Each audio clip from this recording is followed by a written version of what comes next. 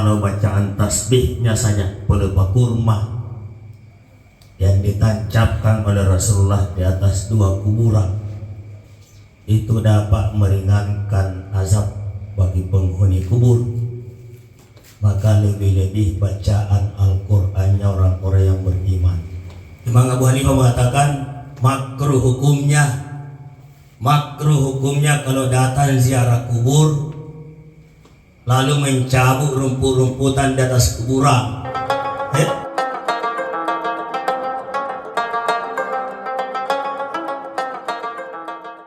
Assalamualaikum warahmatullahi wabarakatuh.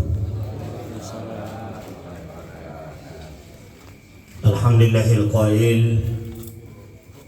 وبشر الصابرين الذين إذا أصابتهم مصيبة قالوا إنا لله وإنا إليه راجعون والصلاة والسلام على من قال كفى بالموت واعظا وعلى آله وصحبه ومن تبعهم بإحسان إلى يوم الدين أما بعد فقد قال الله تعالى في كتابه الكريم وهو أصدق القائلين أعوذ بالله من الشيطان الرجيم أينما تكونوا يدرككم الموت ولو كنتم في بروج مشيدة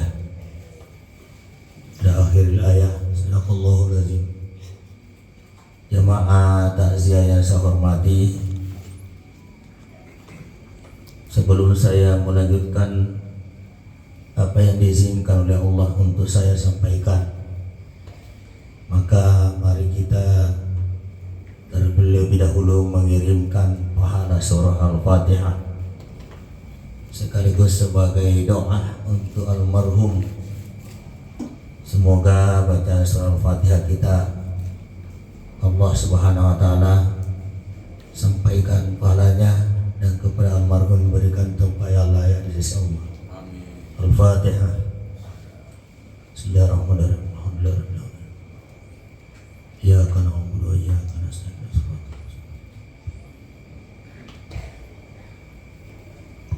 Terima kasih Bapak-bapak Ibu yang saya hormati.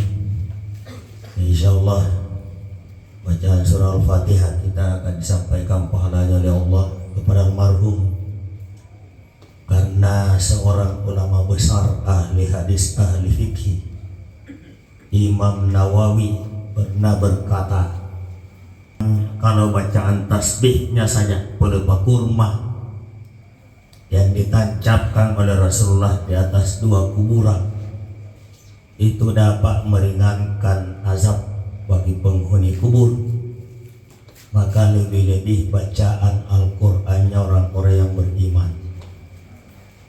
Bacaan tasbihnya saja pelepah kurma yang ditancapkan oleh Rasulullah di atas kuburan itu dapat meringankan azab penghuni kubur, maka lebih-lebih bacaan Al-Qur'annya orang-orang yang beriman. Itu kata Imam Nawawi, ahli hadis, ahli fikih, penyusun kitab Riyadhus Shalihin, Syarh Muhadzab, Al-Arba'in, dan banyak lagi kitab-kitab yang disusun oleh beliau. Sampai tidak sempat kawin, beliau kembali ke rahmatullah karena sibuk mengurusi agama Allah Subhanahu wa taala. Jamaah takziah saya hormati, sebagaimana kita ketahui bahwa Rasulullah SAW ketika melakukan perjalanan tanpa disengaja, beliau melewati dua kuburan. Lalu Rasulullah mengambil, Allah perlihatkan kepada Rasulullah penghuni kubur itu diazab oleh malaikat azab. Rasulullah lihat, diperlihatkan oleh Allah sebagai kekhususan bagi Nabi sallallahu alaihi wasallam. Lalu Nabi mengambil pelepah kurma, dibelah dua, kemudian ditancapkan di masing-masing kuburan. Lalu sahabat bertanya, kenapa itu ya Rasulullah? Rasulullah katakan, kedua penghuni kubur ini diazab oleh malaikat azab bukan karena dosa besar. Dosa kecil cuma diremehkan. Ya, tidak ada dosa kecil kalau diremehkan, tidak bertobat dan tidak sadar, tidak kembali memperbaiki diri. Nabi menunjuk satu kuburan yang mengatakan penghuni kubur ini diazab oleh karena setiap buang air kecil sewaktu masih hidup tidak bersih caranya beristinja, ya, tidak suci. Wah, ini jamaah takziah hormati bahasa diremehkan orang. Belum pi bersih, belum pi bersih betul, belum pi suci, sudah dihentikan, berhenti beristinja. Ya, wah diazab oleh malaikat azab. Yang satunya diazab juga oleh malaikat azab. Kuburan ini diazab juga karena sewaktu masih hidup menjadi provokator. Ya, satu kampung berkelahi gara-gara ulahnya ini. Apa sih letu-letu, memecah belah. Orang yang tadinya bersaudara tiba-tiba berkelahi gara-gara ini. Jadi provokator itu disamakan dengan orang yang tidak suci dari buang air kecil, azabnya sama. Jamaah takziah hormat. Lalu sahabat bertanya, untuk apa pada itu pelupa kurma ya Rasulullah? Rasulullah menjawab, la'allahu yukhaffafu anhu ma lam yaibasa. Semoga Allah meringankan azab penghuni kubur ini sebelum pelupa kurma itu kering. Semoga Allah meringankan azab penghuni kubur sebelum pelupa kurma itu kering. Apa kaitannya antara pelupa kurma yang masih basah dengan adanya pengurangan siksaan dalam kubur? Kenapa Nabi melakukan? Kalau persoalan dikurangi atau dihentikan azabnya, kan Nabi bisa berdoa kepada Allah, mendoakan itu orang. Tapi kenapa Nabi SAW meletakkan pelupa kurma? Jamaah takziah, kenapa Nabi meletakkan sesuatu di atas kuburan? Ya, jawabannya adalah sebagaimana katakan Imam Nawawi, pelupa kurma, tasbihnya pelupa kurma. Jadi pelupa kurma yang ditancapkan oleh Rasulullah itu bertasbih. Tentunya sesuai dengan bahasa keadaannya. Allah Subhanahu wa taala mengerti semua bahasa makhluknya. Dan alasan Imam Nawawi tentu berdasarkan Al-Qur'an. Sebagai ulama besar, ahli hadis, ahli fikih, dia tahu kafau Imam Nawawi berdasarkan Al-Qur'an. Di dalam Al-Qur'an Allah berfirman, tusabbihu lahus samawati sab'u wal ardu man fihinna wa in min syai'in illa yusabbihu bihamdi walakin la tafqahuna tasbihahum. Langit dan tujuh serta bumi dan segala sesuatu yang ada di dalamnya, semuanya itu bertasbih kepada Allah.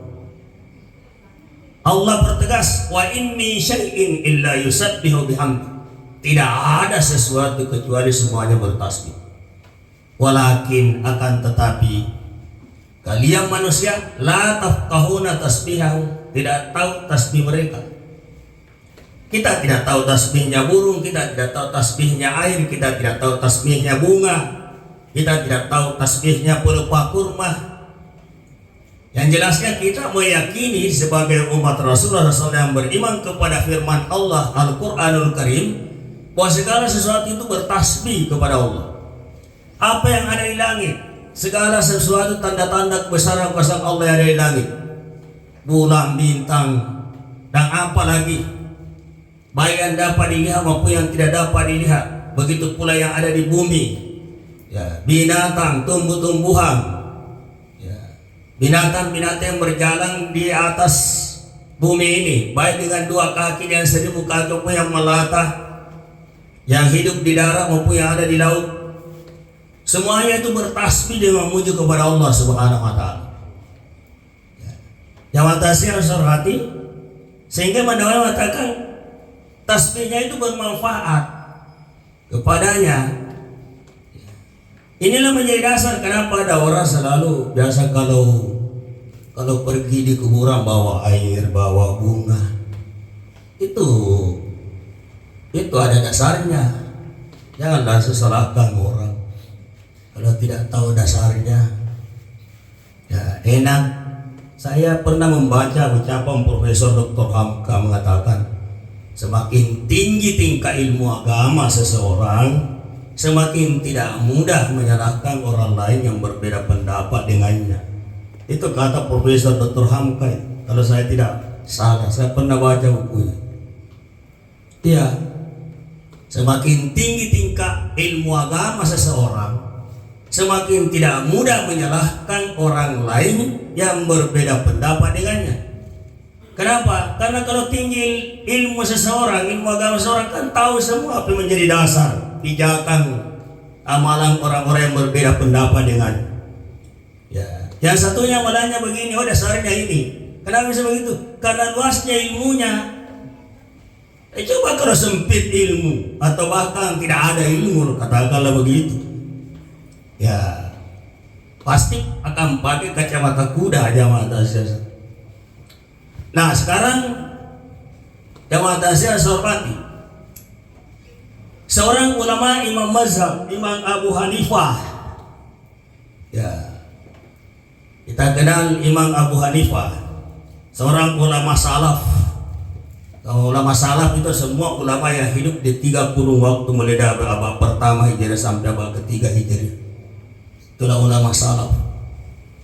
Imam Abu Hanifah mengatakan makruh hukumnya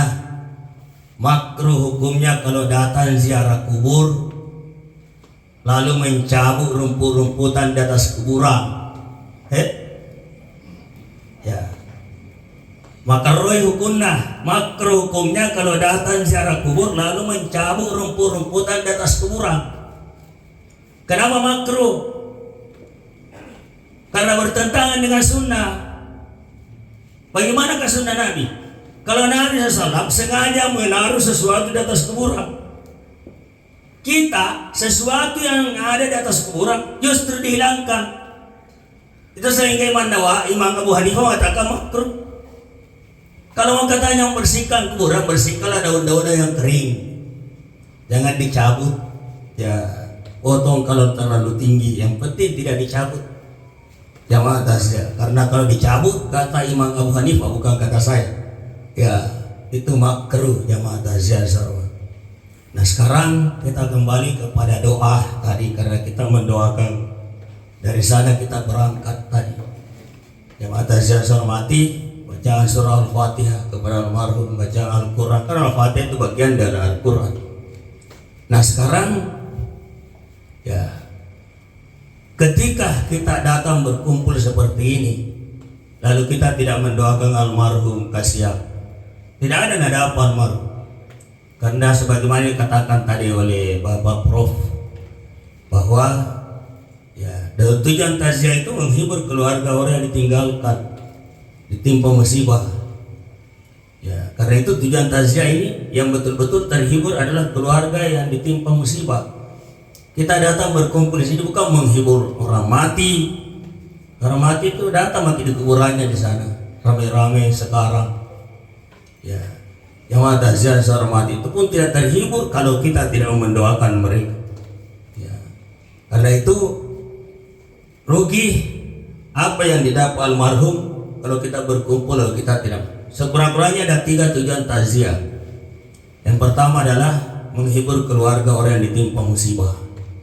Seperti sekarang, betul-betul ini musibah luar biasa. Nabi mengatakan al-mautu azamul musibah, kematian itu adalah musibah yang paling berat. Kalau keluarga yang meninggal itu separuh jiwa kita itu berangkat. Kalau suami istri, suaminya seperti ini, Ibu Andi suaminya meninggal, itu separuh jiwanya yang berangkat. Yang tinggal separuh itu disuruh bersabar. Coba bayangkan ya mata saya, pagi sore siang malam kita sama-sama, tiba-tiba dia berangkat meninggalkan kita dan kepergiannya tidak akan kembali lagi untuk selama. Itu keluar dari rumah ini sampai hari kiamat tidak akan kembali. Justru kita yang berangkat juga ke sana. Aina ma takunu yudrikumul maut walau kuntum fi burujin musyayyad. Ya, di mana saja kau berada, kematian pasti akan datang menjemputmu, sekalipun kamu berada dalam gedung yang kokoh kuat. Tidak ada tempat untuk bisa menghindari yang namanya kematian. Bagaimanapun situasi dan kondisi kita, dikala kita sehat, dikala kita masih muda, dikala kita kaya, pangkat, jabatan, kita sadar tidak ada yang bisa selamat dari kematian. Kita boleh merasa aman jemaah takziah hormati karena kita merasa muda. Kita boleh merasa aman karena kita merasa masih muda, masih sehat, tidak ada apa-apa dengan diri kita, tidak ada masalah. Tetapi jangan pernah merasa aman dari kematian. Karena olahragawan pun biasa mati di lapangan. Pergi olahraga, sia-sia olah, minta izin kepada istri, saya mau ke Kalibosi main bola. Tujuan olahraga itu supaya sehat. Kalau sehat diharapkan panjang umur. Tapi ternyata apa yang terjadi?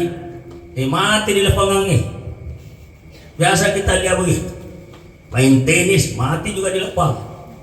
Tidak ada yang aman dari kematian. Karena itulah Nabi SAW juga meminta agar menjadikan kematian itu sebagai nasihat. Jamaah takziah yang saya hormat. Nasihat bagi kita ketika almarhum terbaring terkapar tanpa roh. Kita juga akan seperti itu suatu saat. Kemudian dipindahkan ke tempat pemandian, dimandikan, dikafani, kemudian disolati, diantar ke kuburan, masukkan ke liang lahat. Terbayang satu saat kita seperti itu juga. Sehingga seorang ulama ditanya ketika dia duduk-duduk di depan rumahnya, lalu ada jenazah yang lewat. Orang bertanya, siapa yang meninggal itu ya Syekh? Ulama itu menjawab, yang meninggal itu kita. Rasakanlah bahwa yang meninggal itu kita. Artinya dia itu sekarang. Tidak tertutup kemungkinan yang jelasnya pada masa akan datang kita juga akan seperti itu. Sehingga begitu dekatnya rasanya kematian, sehingga dia mengatakan bahwa yang meninggal itu kita. Inilah orang yang banyak mengingat mati, jamaah takziah hormat. Orang lain yang diusung ke kuburan, dia mengatakan, lalu ditanya siapa yang meninggal, dia menjawab yang meninggal itu kita. Jamaah takziah hormat. Kita yang hidup ini pasti akan meninggal suatu saat, dimasukkan ke liang lahat, dan setelah ditimbun dengan tanah, kita akan hadir membawa diri kita sendiri menghadap di hadapan Allah Subhanahu wa Ta'ala. Tidak ada sesuatu di samping kita, tidak ada lagi siapa-siapa di samping kita. Betapapun banyaknya sahabat kita sewaktu masih hidup, betapapun cintanya keluarga kita kepada kita di waktu masih hidup, betapapun banyaknya harta, banyaknya pembela kita sewaktu masih hidup, dan ketika kita masuk dalam kubur, kita akan maju membawa diri tak sendiri di hadapan Allah Subhanahu wa Ta'ala. Allahu Akbar. Dalam kondisi seperti itu jamaah takziah hormati, agar dia diminta untuk kembali lagi ke dunia memperbaiki amal kebaikan. Rabbana absarna wa sami'na farji'na na'mal sholihan inna muqinun. Mungkin itu yang kita minta. Ya Allah, aku telah mendengar, melihat, menyaksikan tentang pertemuan kita pada hari ini. Karena itu farji'na, kembalikanlah kami ke dunia. Kami sudah mau beramal saleh. Pokoknya kami sekarang yakin dengan seyakin-yakinnya nanti di hadapan Allah Subhanahu wa Ta'ala di akhirat. Lalu minta kepada Allah Subhanahu, sungguh permintaannya sangat sia-sia. Oleh karena itu jamaah takziah hormati, mumpung peristiwa itu, keadaan itu belum sampai, belum kita temukan, sekarang kesempatan memperbanyak istighfar. Dalam kitab Tanwirul Qulub ada dikatakan bahwa orang yang selalu mengingat mati itu akan mendapatkan 3 keutamaan. Pertama, wa nasyatul ibadah, bersegera beribadah kepada Allah. Matundu makasih ya Allah. Salat yang tadinya laksanakan sendiri-sendiri berubah rajin berjamaah. Kalau salat sunnah biasanya hanya rawatib, ditambah lagi dengan sunnah di waktu malam. Rajin. Yang kedua, ta'jilut taubah, memperbanyak taubat kepada Allah. segera beribadah, banyak bertobat kepada Allah Subhanahu wa taala. Ya. Nabi SAW menganjurkan bertobatlah kalian. Sungguhnya saya bertobat lebih dari 100 kali dalam sehari semalam. Dalam hadis rawahu Muslim. Ya. Jadi tobatlah orang yang tidak ada dosanya adalah 100 kali dalam sehari semalam. Bagaimana kita ini jamaah dasyat yang setiap saat bergeliman dengan dosa, apa itu disadari atau tidak, dosa besar atau dosa kecil, ya, yang jelasnya kita tidak suci dari segala dosa. Oleh karena itu orang yang bijaksana terhadap dirinya adalah seorang selalu beristighfar kepada Allah sekurang-kurangnya 100 kali dalam sehari semalam. Apalagi kalau baca doa Sayyidul Istighfar, Sayyidul Istighfar, jamaah dasyat hormati, Nabi mengatakan Sayyidul Istighfar, Allahumma anta rabbi la ilaha illa anta khalaqtani wa ana 'abduka wa ana 'ala ahdika wa wa'dika masata'. A'udzubika min syarri ma sana'tu, abu'u laka bi ni'matika 'alayya wa abu'u bi dzambi faghfirli fa innahu la yaghfiru dzunuba illa anta. Nabi mengatakan siapa yang membaca ini di permulaan siang lalu mati pada hari itu, dakhalal jannah, tamai surga. Siapa yang membaca Sayyidul Istighfar di permulaan malam lalu mati pada malam hari itu, dakhalal jannah, masuk dalam surga. Jangan ada yang bertanya biar tidak salah. Kita tidak bicara orang yang tidak salah. Ketika kita berbicara fadilah amal, keutamaan beramal, ya, maka kita tidak bicara orang yang tidak salah, jamaah dasyat hormati. Ya, jangan kita bertanya biar tidak salah asal baca Sayyidul Istighfar. Ya, sekali lagi kita tidak bicara di sini orang yang tidak salat. Wah, yang jelas orang yang baca Sayyidul Istighfar adalah orang yang saleh, yang taat menjalankan perintah Allah Subhanahu wa taala. Itu saja jamaah dasyat hormati. Ya, sama hanya juga man kana akhiru kalamihi la ilaha illallah dakhalal jannah. Siapa yang penghabisan hidupnya membaca la ilaha illallah ketika sakaratul maut, yang membaca la ilaha illallah dakhalal, tamas surga. Lalu ada mengatakan biar tidak salah. Dan bisa jamaah dasyat. Kita tidak bicara orang yang tidak salat. Begitu saja. Ya. Yang jelasnya bahwa fadilah-fadilah seperti yang disampaikan diberitakan oleh Rasulullah itu ditujukan kepada orang-orang saleh dan orang saleh tentunya, bukan kepada yang lain. Jamaah dasyat hormat. Ya, karena itu membaca istighfar, orang yang diberi keutamaan kemuliaan oleh Allah lantaran selalu berzikir mengingat mati adalah orang ketika itu segera bertaubat kepada Allah, banyak taubatnya. Yang ketiga hidup zuhud. Ya, Syekh Muhammad Amin Al-Qurdi dalam kitab Tanwirul Qulub beliau mengatakan bahwa salah satu kemuliaan yang didapat orang yang selalu mengingat kematian adalah hidup zuhud. Artinya tidak memasukkan dunia ke dalam hatinya. Bukan berarti tidak kaya. Ya, beda. Ya, Nabi SAW menyuruh kita mengatakan tangan yang di atas lebih baik daripada tangan yang di bawah. Itu apa artinya? Umatku itu harus wajib memiliki harta supaya selalu memberi. Ya, karena tangan yang di atas jauh lebih baik daripada tangan yang di bawah. Yang kedua, banyak kewajiban yang diberikan oleh Allah kepada kita di dunia ini membutuhkan harta. Keluarkan zakat. Bagaimana bisa merasakan kewajiban zakat kalau tidak ada harta? Menikahi wanita tanah suci, bagaimana bisa melaksanakan rukun yang kelima kalau tidak ada harta? Semuanya harta. Oleh karena itu zuhud tidak ditujukan kepada, ya, tidak menjadi penentu kekayaan seseorang. Kaya, oh tidak zuhud ini karena kaya. Banyak sahabat Rasulullah yang kaya raya, Utsman bin Affan, Abdurrahman bin Auf, Khadijatul Kubra, istrinya Rasulullah SAW. Tapi mereka bukan tidak zuhud, mereka semuanya adalah hidup zuhud. Tidak memasukkan kecintaan yang terlalu kepada dunia di dalam hatinya. Tidak ada yang jamaah. Dunia di tangannya. Kalau hilang, ya ujian dari Allah. Kalau datang, ini juga ujian dari Allah. Ya, jamaah takziah dimuliakan oleh Allah Subhanahu wa taala. Kemudian selanjutnya khusus untuk putra putri berapa anaknya? Anaknya almarhum. Satu. Oh, satu. Masya Allah, satu anaknya almarhum. Ya, tidak ada lagi persoalan harta warisan. Biasa ya, aman insya Allah. Karena biasanya orang tua kalau sudah meninggal ada harta, wah ini harta warisan yang menjadi masalah Pak. Ya, banyak anak berkelahi gara-gara harta warisannya orang tua. Ya, luar biasa. Padahal harta warisan itu besar setannya. Kalau itulah sehingga dalam agama itu segera dibagi itu harta warisan.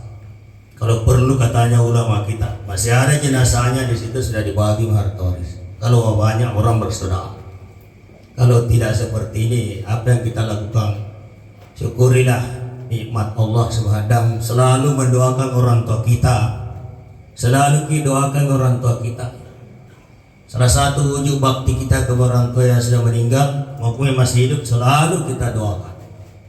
Imam Ghazali di dalam kitabnya mengatakan, kalau kamu mau diterima doamu oleh Allah Subhanahu wa taala, jadikanlah mendoakan kedua orang tuamu itu urutan ketiga. Urutan ketiga. Kalau kamu mau diterima doamu oleh Allah Subhanahu wa taala, jadikanlah mendoakan orang tuamu itu di urutan ketiga doamu. Pertama, memuji kepada Allah. Ya, yang kedua berselawat kepada Rasulullah. Yang ketiga mendoakan kedua orang tua.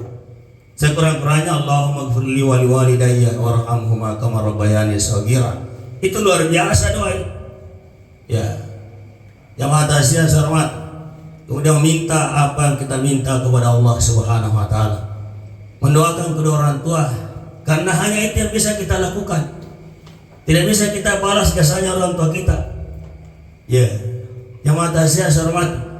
Ada yang bisa digambarkan, saya waktu ke Tator membawa santri-santriwati saya melakukan penelitian. Saya singgah di Parepare, berziarah dan diuruta ke Haji Muhammad Abdul Wabajah.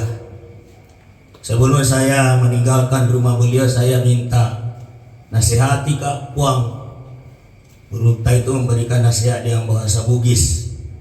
Cuma sungguh saya disayangkan, ini santri-santriwati banyak tidak tahu bahasa Bugis. Ya, ada nasihat terjemahkan bahasa Bugis di pagi guru. Apa nak cerita? Salah satu nasihatnya beliau mengatakan, ya kamu itu punya orang tua, api dece lalu kori dua itu matofu jajang. Ya, berbuat baiklah kepada kedua orang tua. Jangan durhaka kepada kedua orang tua. Orang tuamu yang telah mengandung kamu 9 bulan, mama, ibu, terutama ibu yang mengandung kamu 9 bulan, dilahirkan kamu dalam keadaan setengah mati. Kemudian disusukan selama 2 tahun lebih, dibina, dididik sampai besar. Ya, itulah jasanya orang tuamu, tidak bisa kau balas. Baru beliau mengangkat satu kisah dulu, katanya. Ceritanya itu, tapi ini tidak diambil dari satu riwayat bahwa ada seseorang anak laki-laki yatim sejak kecil, dia meninggal bapaknya. Kemudian dipelihara oleh ibunya sampai besar. Setelah besar, anak ini berhasil menjadi anak yang diberikan rezeki oleh Allah Subhanahu wa taala. Lalu anak ini karena mau membalas jasanya ibunya yang telah membesarkannya sendirian, karena bapaknya sudah meninggal sejak kecil, dia mau balas jasanya ibunya. Kesempatan katanya, dia kasih tahu sama mamanya, mama saya mau antar ke menunaikan ibadah haji. Itu waktu itu, ya salah mau berangkat, beda dengan sekarang. Ya, saya mau antar ke menunaikan ibadah haji mama. Tapi mama saya mau balas jasa itu. Saya mau gendong mamaku mau naik ke ibadah haji. Ya, jadi alhasil itu yang dilakukan siapa? Dia antar mamanya menaik ke ibadah haji, dia gendong mamanya. Ya, wukuf di Arafah, lalu turun mengambil tawaf ifadah, dia gendong terus.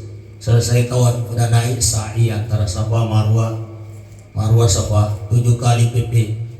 Tidak pernah dia biarkan ibunya berjalan sekalipun selangkah. Lalu setelah selesai seluruh prosesi manasik hajinya, dia melapor kepada Rasulullah, ya Rasulullah, barusan dalam hidup ini saya merasa puas karena saya telah membalas jasanya mama saya. Nabi mengatakan, apa yang kau perlakukan terhadap ibumu? Anak itu mengatakan, saya telah mengantarnya menaiki ibadah haji ya Rasulullah, dan saya tidak pernah membiarkan beliau berjalan kaki. Saya gendong terus mama. Saya gendong karena dia telah menggendong saya di waktu kecilku. Jadi saya balas. Giliran saya sekarang menggendong mama saya. Kalau saya perlakukan seperti itu mama saya ya Rasulullah, apakah saya telah membalas jasanya? Ya, apa kata Rasulullah SAW? Tidak bisa. Kalau bahasanya guru tafabaja nasib padai langi na tanah, dan bisa ku balas jasanya orang tua. Ya, kenapa? Karena setetes air susu ibumu yang kamu hisap di waktu kecil, ya, karena kamu menangis di tengah malam, ibumu bangun menetekkan kamu sehingga kamu berhenti menangis pada malam hari itu. Setetes air susu ibumu tidak bisa kau balas dengan dunia dan seluruh isinya. Ya, nasi agang emberi sesunda mata dia minum. Setetes saja tidak bisa dibalas dengan dunia dan seluruh isinya. Jadi tidak ada untuk keselamatan seorang anak yang durhaka kepada orang tuanya, utamanya ibu. Biar rajin salat, rajin tahajud, rajin sedekah, rajin puasa sunnah. Kalau durhaka kepada kedua orang tua, utamanya ibu, dia adalah salah makan. Dia adalah penghuni neraka yang berjalan di muka bumi. Iya. Kenapa? Di zaman Rasulullah kan ada contoh. Ya. Itu salah siapa itu? Dia durhaka kepada ibunya. Dia tidak bisa membaca la ilaha illallah ketika menghadapi sakaratul maut. Lalu istrinya melapor kepada Nabi SAW, ya Rasulullah, suamiku sedang sakaratul maut tapi tidak bisa membaca la ilaha illallah. Tidak bisa membaca la ilaha illallah ya Rasulullah. Ya, kenapa bisa? Iya ya Rasulullah, padahal dia adalah orang saleh, rajin puasa, rajin tahajud, rajin sedekah, bahkan sedekahnya tidak bisa dihitung. Tapi kenapa tidak bisa membaca la ilaha illallah? Sekalinya ditelusuri durhaka kepada ibu. Nabi bertanya kepada Bilal, masih hidupkah orang tuanya itu? Masih hidup ya Rasulullah. Satu, meninggal bapaknya, ibunya mami yang masih hidup. Panggilkan ibunya ke sini. Ya. Lalu datang ibunya menghadap kepada Nabi. Ya Rasulullah, apa gerangan saya dipanggil datang menghadap Rasulullah? Rasulullah bertanya, itu anak itu bagaimana waktu masih sehat? Dia bilang, bagus ya Rasulullah, salatnya bagus. Ini namanya orang tua selalu menyembunyikan kekurangannya anaknya. Namanya orang tua.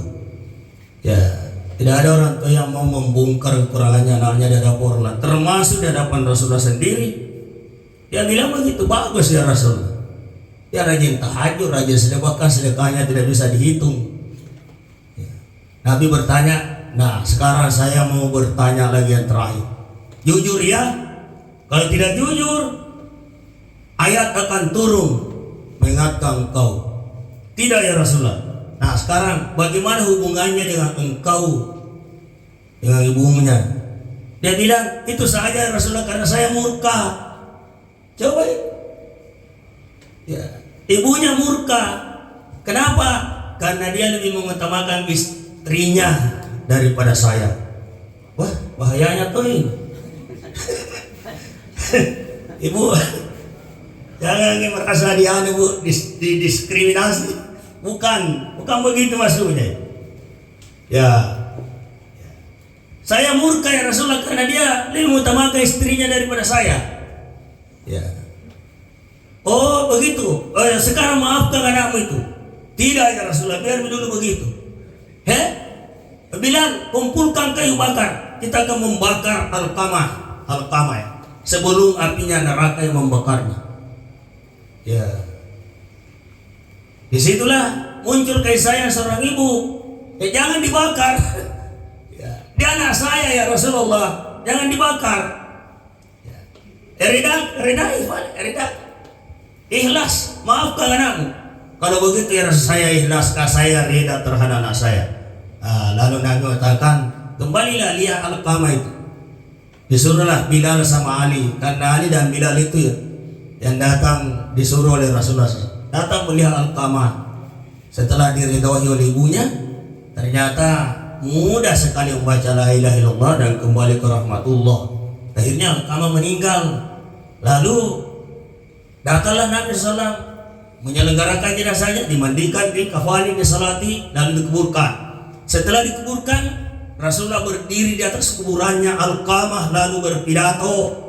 Pidatonya Rasulullah mengatakan, ya ma'asyaral muhajirin wal ansar, man faddala zawjatahu ala ummihi fa alaihi laknatullah wal malaikati wan nasi ajma'in. Wahai sahabat-sahabat muhajirin dan ansar, siapa yang lebih mengutamakan istrinya daripada ibunya, maka dilaknat oleh Allah, dilaknat oleh seluruh malaikat, dan dilaknat oleh seluruh manusia. Segala amal fardunya ditolak, tidak diterima oleh Allah. Begitu juga yang sunnah-sunnah tidak ada yang diterima sampai ibunya itu reda. Itulah pidatonya Rasulullah di atas kuburannya Alqamah. Setelah Alqamah dikuburkan, jamaah tasya yang saya hormati, oleh karena itu, kalau kita menginginkan keberkahan di dalam hidup ini, keselamatan di dunia dan di akhirat, apile cenge ridua itu matofa jajah. Ya, baik waktu masih hidup, begitu juga yang telah meninggal. Kalau sudah meninggalkan, didoakan malu. Ya, mendoakan orang tua. Saya selalu memberikan nasihat kursus karena saya kebetulan penghulu di kantor KUA. Selalu saya nasihati calon pengantin, kalau mau rezekimu bagus, ini calon pengantin perempuan kasih tahu, kalau mau rezeki tak bagus, hidup tak berberkah, suruh suamimu berbakti kepada kedua orang tuanya. Ya, suruh. Marah kalau tidak berbakti suami tak ke ibunya, kepada orang tuanya. Marah marahi suami tak. Kenapa? Karena kalau suami tak berbakti kepada kedua orang tuanya, utamanya kepada ibunya, maka Allah Subhanahu wa taala sebagaimana disebutkan dalam kitab Irsyadul Ibad, Allah berfirman kepada Nabi Musa, ya Musa, suruh anak itu berbakti kepada kedua orang tuanya. Karena siapa anak yang berbakti kepada kedua orang tuanya, saya akan perpanjang umurnya, saya akan luaskan rezekinya, dan saya akan berikan keturunan yang berbakti juga kepada dirinya. Jadi kalau suamimu berbakti kepada kedua orang tuanya, Allah panjangkan umurnya suamimu, Allah luaskan rezekinya suamimu, dan Allah berikan keturunan kepada anda berdua, keturunan yang berbakti juga kepada dirimu. Kalau suamimu diluaskan rezekinya, imbasnya kemana? Kepada keluargamu. Karena itu ketika suamimu berbakti kepada orang tuanya, utamanya ibunya, maka insya Allah kehidupan keluargamu akan bahagia, akan berberkah. Suruh, ya. Dan bagus itu kalau disuruh berbakti. Kalau mana datang, kan ada sekarang. Kalau datang orang tuanya, suaminya di rumahnya, tahu ini dia matang musuh apa? Barang kasih tak rumahmu, ada cerita bapakmu itu habis ke orang kaya rokoknya itu, tahu ini. Kalau ada bapak-bapak dikasih begitu sama menantunya, sabar lagi panah, tos ya masih. Ya mudah-mudahan insya Allah tidak ada yang begitu. Ya jangan lalu tidak kasih begitu menantu, tak tahu ini. Yang atas yang hormati, itu yang marah aja kalau ada begitu. Yang atas yang hormati, itu yang baik kalau menantu yang kasih ke mertuanya. Ya Pak, ini pembeli rokok Pak, bagus itu. Jangan di anak. Kalau ada anak memang saudaranya. Yang hebat itu kalau menantu selalu baik kepada mertuanya. Ya, kasih apa-apa, sopan kepada mertuanya. Pasti dibela oleh mertuanya. Apa mau sakiti ki menantuku, aku tidak ku kasih kau harta. Apa? Atau ada di sana tanah di Tanjung itu ku kasih ke menantuku. Kenapa? Karena menantunya bagus hubungannya kepada mertua. Ini jamaah tasya yang saya hormat. Nah, jadi berbakti ya, satu anaknya almarhum ya, biar satu kuma barakah insyaallah. Selalu didoakan orang tua. Ibu tak alhamdulillah masih hidup, masih sehat, masih muda ya, berbaktilah kepada ibu ya. Kalau besok sudah ada istrinya? Belum. Ya, kalau besok lusa cari istri yang cinta kepada orang tua, tak bagus ya. Tunggu kesempatan cari memang yang suka memata, yang sopan ya. Ya, jamaah tasya saya hormati, saya kira semoga apa yang saya sampaikan menjadi penawar bagi hati yang sedang berduka. Ya, karena seperti kita tahu bahwa kematian itu ya, dari awal kematian adalah musibah yang paling berat. Separuh jiwanya ibu, separuh jiwanya anak yang berangkat kalau orang tua yang meninggal. Lebih dan kurangnya mohon dimaafkan, dan mari kita bersama-sama baca doa. Al-Fatihah. Bismillahirrahmanirrahim. Alhamdulillahirabbil alamin arrahmanirrahim maliki yaumiddin iyyaka na'budu wa iyyaka nasta'in. Shiratal ladzina an'amta 'alaihim ghairil maghdubi 'alaihim waladdallin. Alhamdulillahirabbil hamdan yang afina kalma zidah ya rabbana lakal hamdu katsir. Allahumma shalli ala sayyidina Muhammad salatan tunjina biha min jami'il ahwal wal taqdira nabi. Allahumma baligh wa sallallahu sallallahu alaihi wasallam wa azwajuhu dzurriyyatuhu allati summa ila arwahi min ikhwanihi min al-anbiya'i wal mursalin wasyuhada'i wal ulama'i al-'amilin wal malaikatil muqarrabin wal muslimin masyarikil ardi fil barri wal bahri subhana al-marhum ajabidin min. Allahumma fir lahum warhamhum wa afihim wa afwan. Allahumma la tahrimna ajrahum wa la taftinna ba'dahum waghfir lana wa lahum wal ikhwani alladhina sabaquna bil iman wa la taj'al fi qulubina ghillan lil ladzina amanu rabbana innaka ra'ufur rahim.